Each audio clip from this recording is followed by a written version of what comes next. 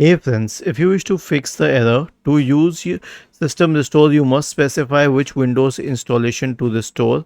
Then please watch this video, I will guide you through the resolution.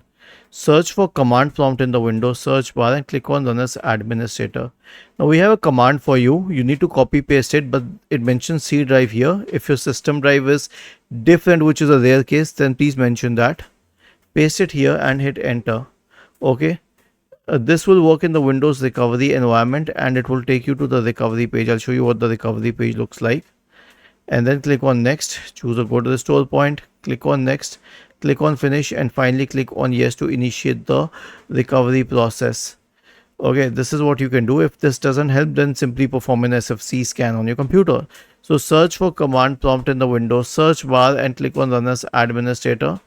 Type the command sfc space / scan now and hit enter to invoke the sfc scan.